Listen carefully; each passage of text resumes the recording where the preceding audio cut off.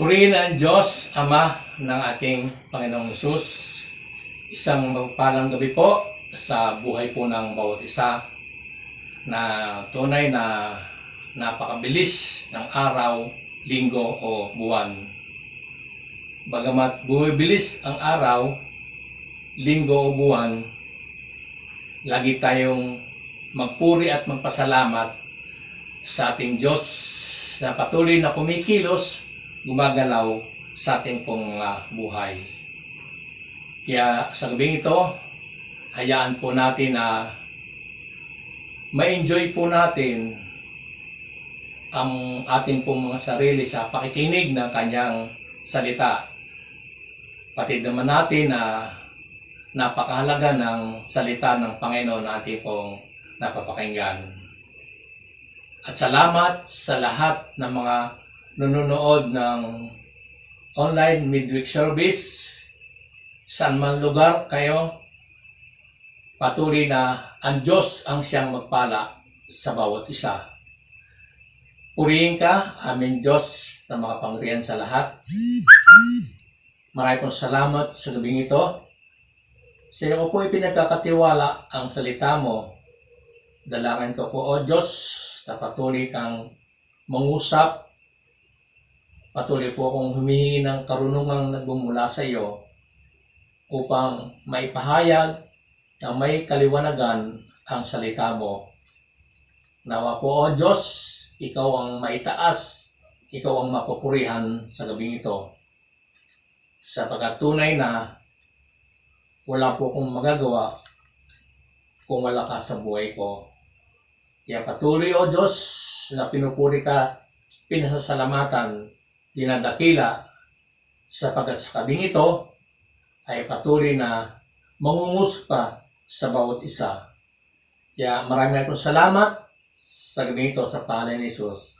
Amen. Purihin po ang Diyos sa gabing ito. Tunay na napakadakila ng ating Panginoon na patuloy nating nararanasan ang kanyang pagkilos, patuloy po nating nararanasan ang kapayapaang mula sa ating Panginoon. Kaya sa gabing ito ay ating pag-uusapan ang patungkol po sa pananalangin. At tunghayan po natin ang aklat po ng Matthew chapter 6 verse 9 hanggang 13. At ganito po yung sinasabi. Ito po ay ating pong unawain at napakahalaga po na kung paano tayo po ay tinuturuan ng ating Panginoon Hesus kung paano po tayo dapat manalangin. Ang sabi po dito, "This then is how you should pray. Our Father in heaven, hallowed be your name. Your kingdom come, your will be done on earth as it is in heaven. Give us today our daily bread, and forgive us our debt as we also have forgiven our debtor. And lead us not into temptation, but deliver us from the evil one." Purihin ang Diyos sa pagkabasa na kanya pong salita, na patuloy na ang salita ng Panginoon na ating pong mapapakinggan, nawa ito ay tumimo sa ating puso at ating pong pamuhay. Ang ating pong topic sa gabing ito, reasons to pray. Kadahilanan kung bakit dapat tayong manalangin. Number 1, prayer is worship and praise. Tunay na napakahalaga po ang pananalangin. Kaya ang sabi nga po doon sa ating pong binasang teksto, ito po sa verse 9, "Our Father in heaven, hallowed be your name." Na mahalaga na maunawaan po natin na ang sabi po doon, "Our Father," aming amang nasa langit.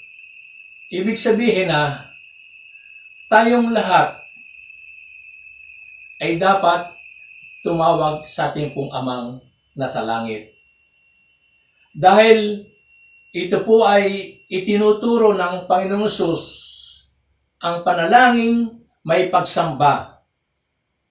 Kanya munang pinupuri ang kadakilaan ng Diyos, ang kanyang kabanalan at papuri sa kanyang pangalan. Sa ating pong paglapit at pagdulog sa Panginoon, kinakailangan po natin na niluluwalhati po natin ang Diyos, pinararangalan, pinapapapurihan, sapagkat tunay na banal ang kanyang pangalan. At ito yung itinuturo ng ating pong Panginoon Hesus. At ito yung nais na dapat nating maunawaan.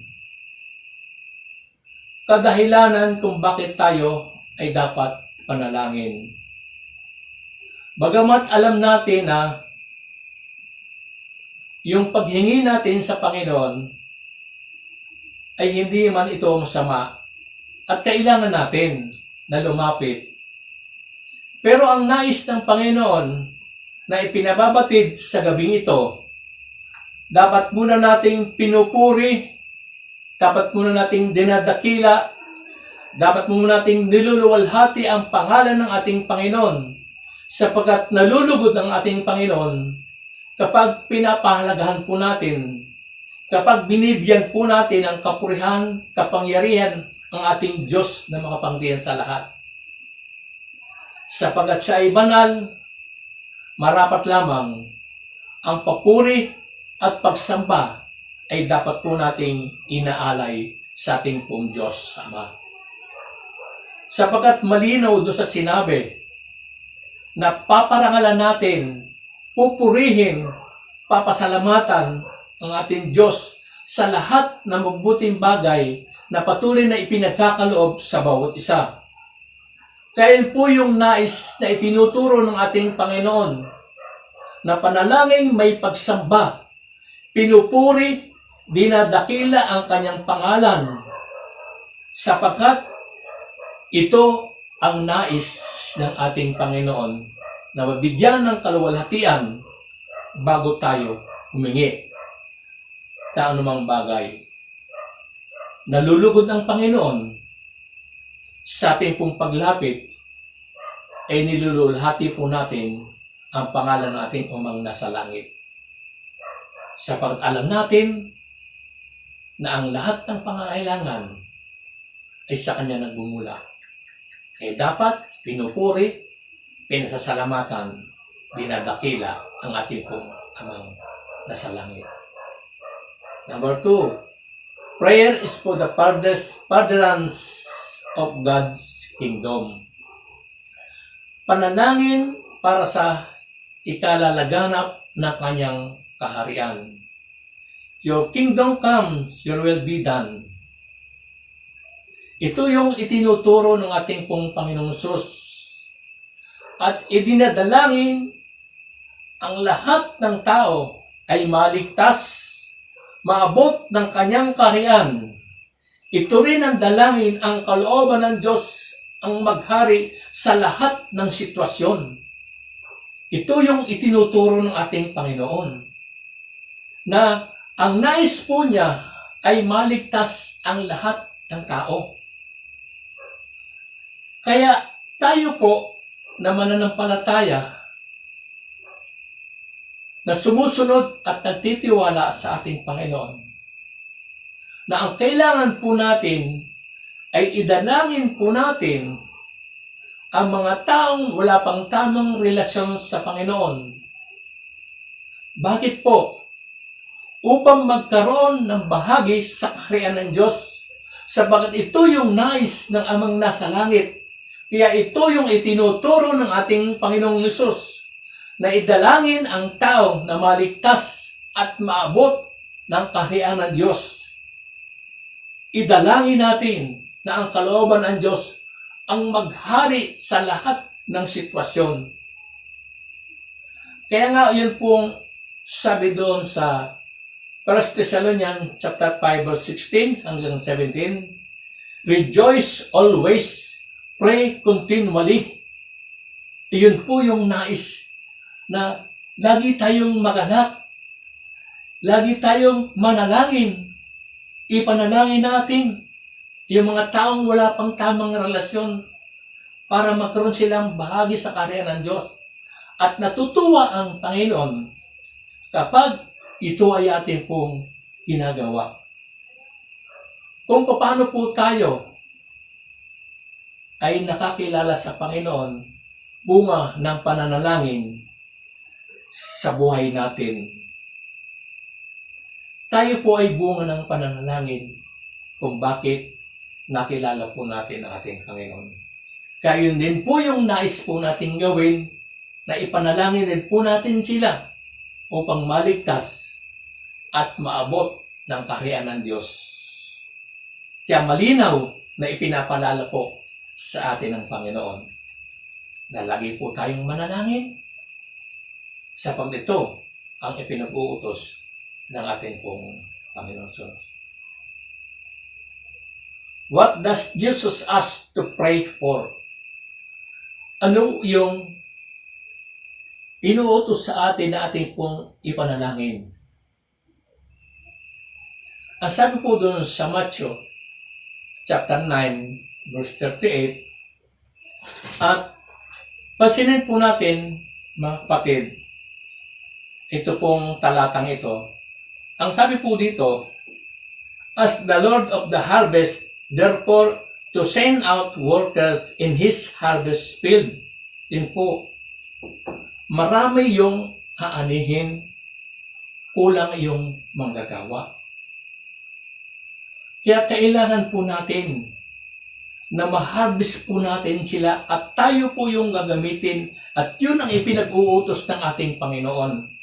Kaya mahalaga na maunawaan po natin ang kahalagahan ng pagbabahagi ng salita ng ating Panginoon. Tayo po yung gagamitin. Marami yung aanihin, kulang yung manggagawa. Pero ako'y naniniwala at nananampalataya na sa gabing ito, tayong lahat ay gagamitin ng Panginoon para anihin yung pong mga kaluluwa. Mga hinog na sila. Kailangan ng manggagawa. Kaya kapatid, kabilang ka doon sa manggagawa para maipalaganap ang kaharian ng Diyos. Para maraming makakilala sa ating pong Panginoon. Kayo po yung nais na ipinaparating ng ating Diyos.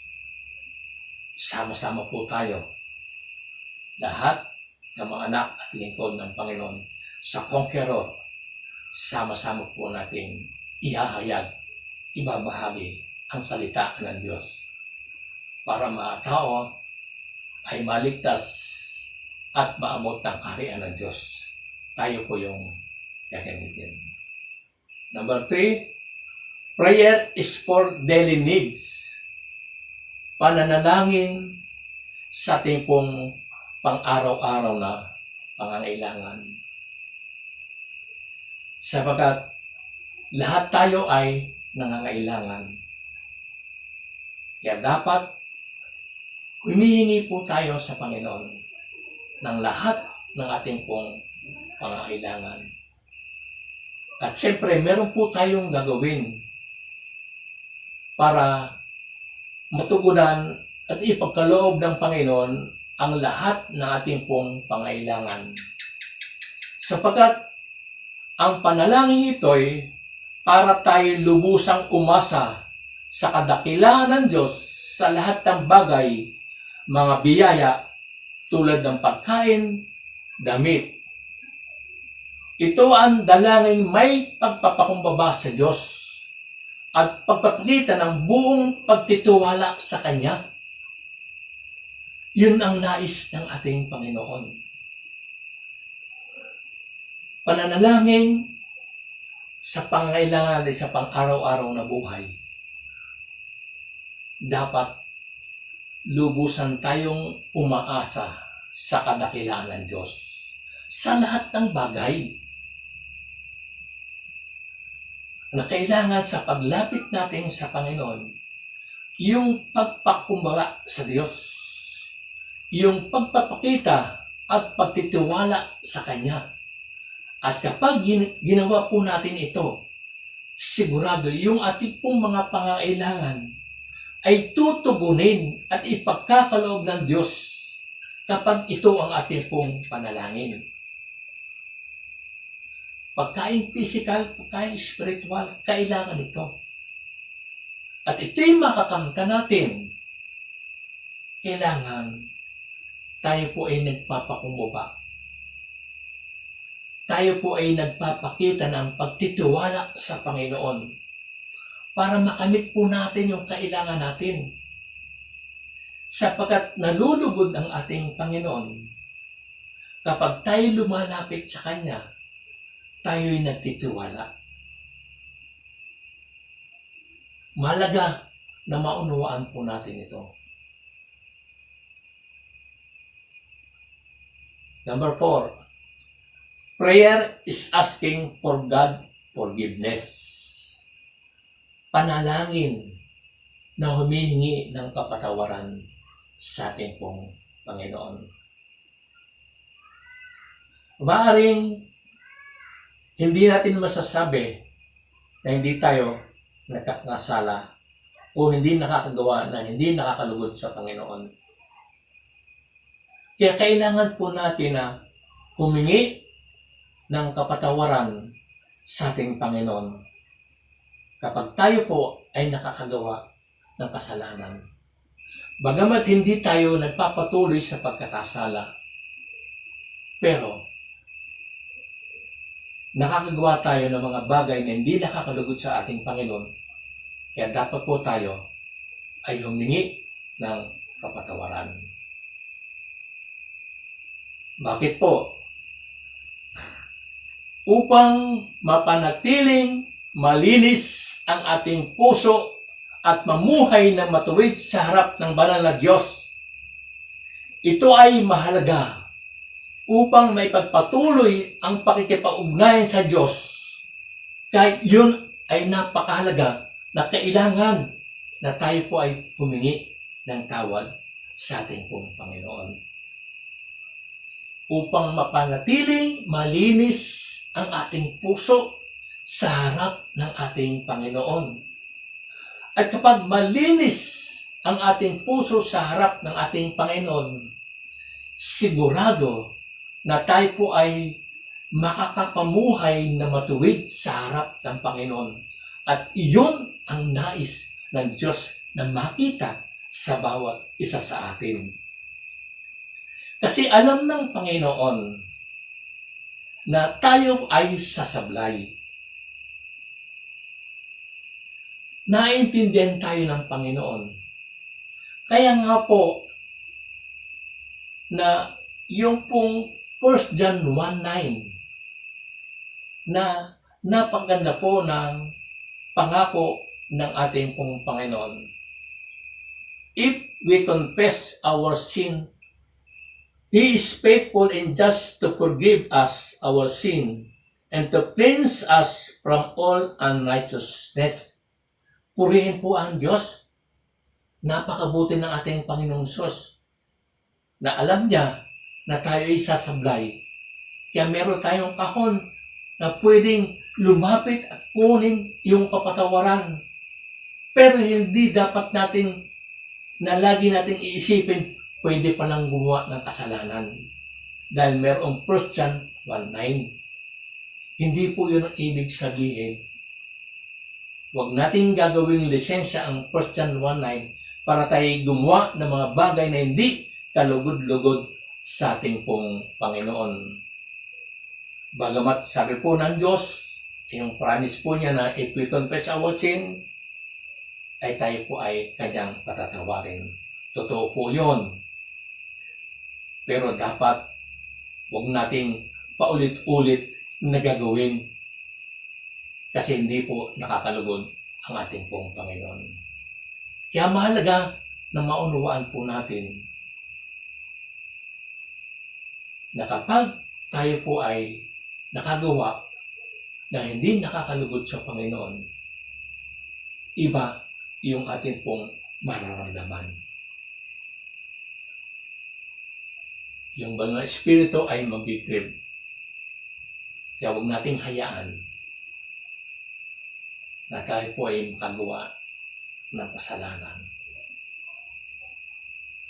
Dahil hindi po nalulugod ang ating pong Panginoon. Last, prayer is for spiritual strength. Panalangin upang humingi ng kalakasang spiritual. Kailangan po natin ito, yung kalakasang spiritual, sa mundong ating pong ginagalawan, na kailangan na humingi tayo ng kalakasang spiritual sa ating pong Panginoon. At makakamit natin ang susi ng kalakasang pang-espiritual ng mga Kristiyanong nagpapatuloy sa pananalangin. Ito ang magbibigay sa atin ng ibayong lakas upang malagpasan ang pagsubok at masama.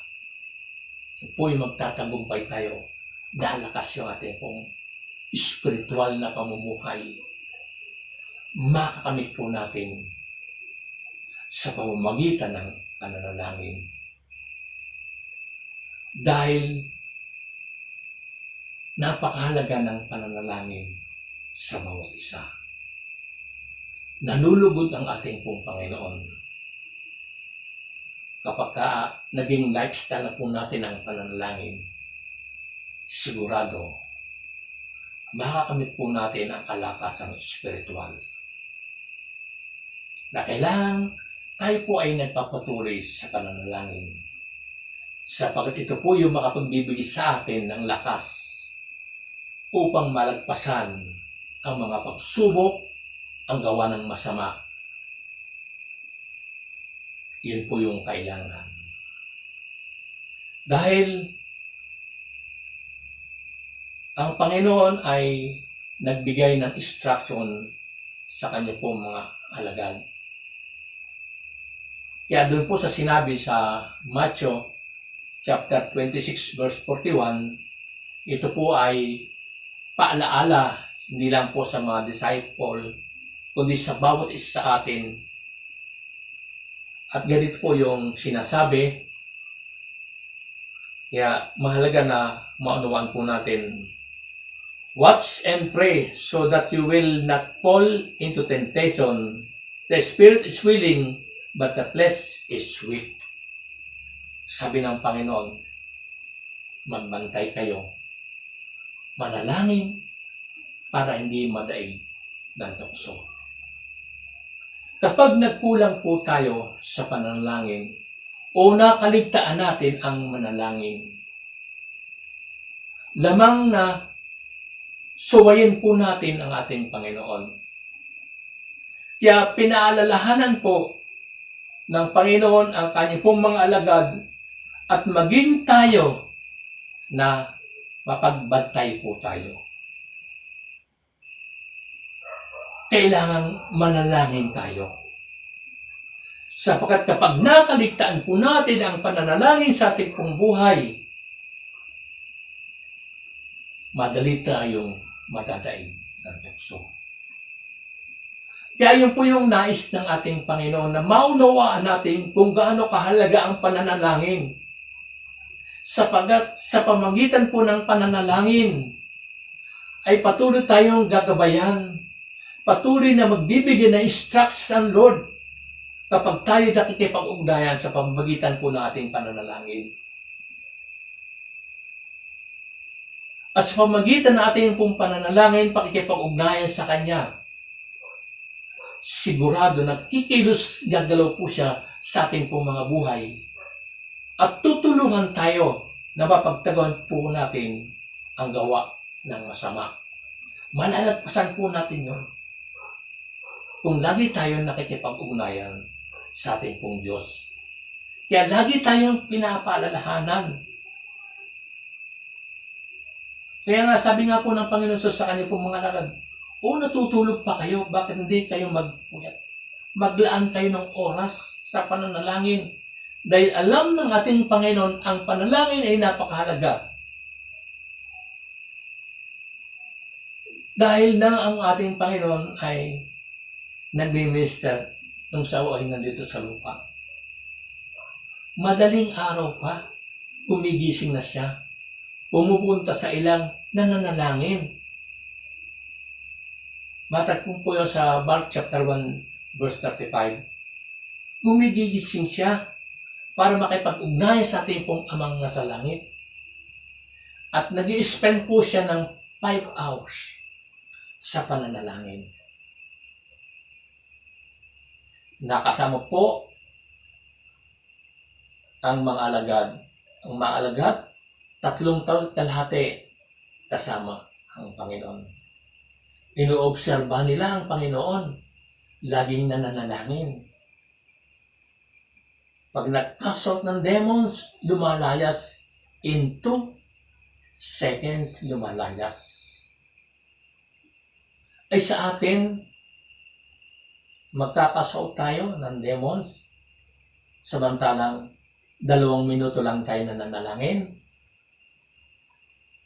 Hindi yan uubra kay Satanas. Kailangan mag-spend tayo ng time sa pananalangin sa Panginoon.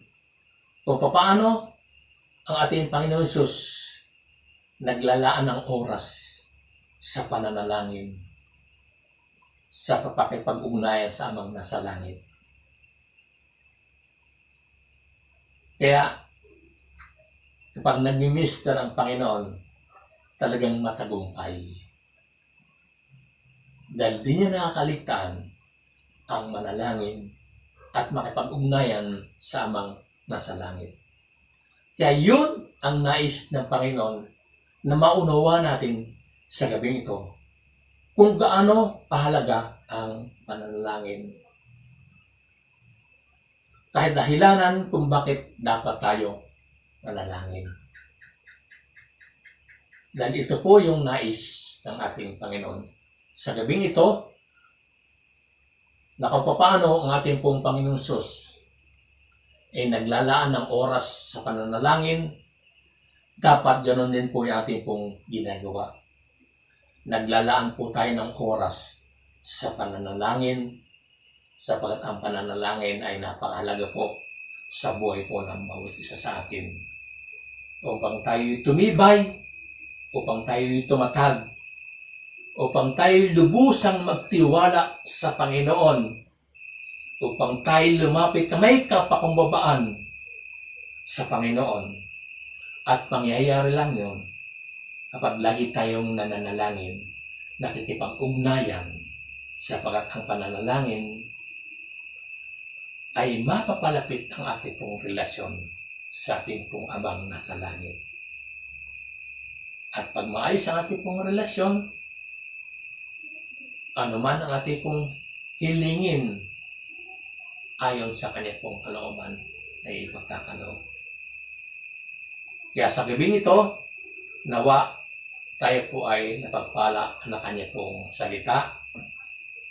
Nawa ay matutunan natin kung paano tayo dapat manalangin. Kaya tunay na dakila ang Panginoon, patuloy po tayong pinaalalahanan. Lalagay po tayong maglalaan ng oras para sa Diyos. Upang tayo ay makalakad na may kabanalan sa harap po ng ating pong Panginoon. Ang ating pong good news, prayer will give us enough strength to overcome temptation. Purihin po ang Diyos sa gabing ito. Nawa ay tayo po ay napagpala sa kanya pong salita na tunay na patuloy tayong pinaalalahanan na sa lahat ng pagkakataon sa paglapit natin sa Panginoon, patuloy nating luwalhatiin, patuloy nating dakilain ang kabanalan, ang papuri sa kanya pong pangalan sa gabi ito. Maraming salamat o Diyos sa gabi ito, sa salita mo na may pong napagbulay.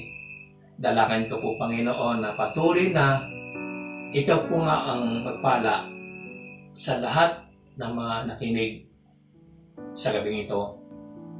Salamat po o Diyos sa tinuruan niyo po kami na patungko po sa pananalangin na napakahalaga po na bago po kami humingi ng anumang bagay ay marapat na pinupuri ka namin, pinasasalamatan, dinadakila, hindi kilala ang kapangyarihan mo. Kaya salamat po, tunay na napakabuti mo po sa bawat isa na patuloy na ipaunawa niyo po sa amin ang kahalagahan po ng pananalangin. Kaya dalangin ko po o Diyos, sa gabing ito, patuloy na kami pong lahat ay makapaglaan ng oras para po sa pananalangin, para hindi po kami madaig ng tukso. Sapagkat tunay na ang pananalangin ay napakahalaga po sa bawat isa sa amin. Kaya patuloy na nga po Ama na maghari ka at kumilos sa aming pong buhay. Patuloy niyo kaming samahan. Patuloy Ama na mangyari at maganap ang kalooban mo. Patuloy o Diyos na bawat isa ay magsama-sama upang maibahagi ang inyong pong mga salita, upang ang lahat ng mga taong wala pa pong tamang relasyon ay magkaroon po ng bahagi sa inyong pong kaharian. Ako po'y nagagalak, nagpupuri at nagpapasalamat sa patuloy pong pagsama at pag-ingat sa bawat isa. Kaya dalangin ko po o Diyos, sa mga oras ito, patuloy kami pangunahan. Turuan niyo po kami Panginoon na matuto na lagi sa iyo lumapit at dumepende. Turuan niyo po kami Panginoon na matutong magpakumbaba sa inyo pong harapan. Kaya pinagpapasalamat po namin ang gabi ito. Nawa Ama, na kaming lahat ay inyo pong pagpalain. Kaya purihin ka Ama, pasalamatan sa gabi ito sa pangalan po ng Panginoon. Amen. Maraming pong salamat sa inyo pong lahat. Nawa ay tayo po ay napagpala na kanya pong salita. Purihin po ang Diyos sa gabi ito. Amen.